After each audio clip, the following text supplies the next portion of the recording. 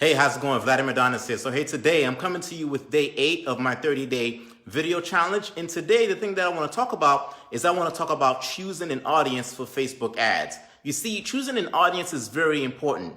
You can have your message right, meaning that you can have a message that you put out there that does indeed resonate with the right people, and you could be offering those individuals the thing that you know that they want, the thing that they need, the thing that's going to transform them. However, if you're showing that thing to the wrong type of individual, to the wrong audience, it's going to be very hard for people to take the next step with you because you're showing it to the wrong person altogether. So for that reason, choosing the right audience is very, very, very important. By the way, if you need help with this type of stuff, later this week I'm hosting a free web class. And the goal of the web class is to show you how you can grow your business using Facebook ads. There's going to be a link somewhere on this page. You can go ahead and click on that link, and that link is going to allow you to register for that class. All right, so choosing an audience. So as it relates to choosing an audience, there's some things that you can do right now, even before you start to kind of just run ads.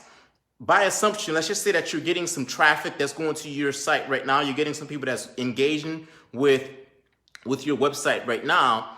And because you have people that's already engaging with your website right now, you should already have what we call a Facebook pixel on your website. I talked about that a couple of videos ago. If you don't already have that in place, make sure that you have a Facebook pixel already in place. And the reason why you need to have that in place is that every time someone goes to your website, you're going to be able to know who those individuals are because that Facebook pixel is going to track who those individuals are, right? So that's very important. Put that pixel on your website, right away.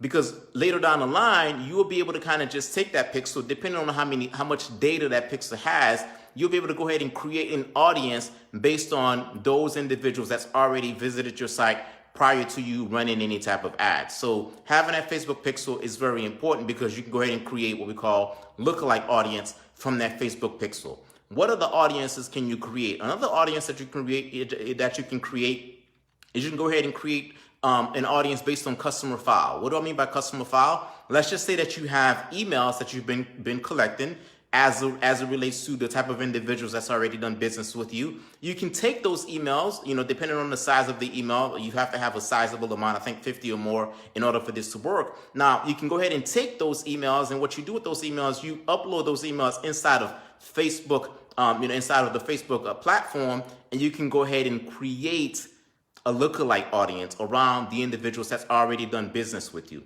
So from an audience standpoint, it makes the audience finding, it makes the audience finding a lot more easier because you're giving Facebook the data to begin with. So as you can see, because you're giving Facebook the data to begin with, creating a duplicate or creating a lookalike of that audience is going to make things just that much easier for you. So if you have email addresses, you can go ahead and upload your email addresses to the Facebook platform. If you have phone number, you can go ahead and upload those phone numbers to the Facebook platform.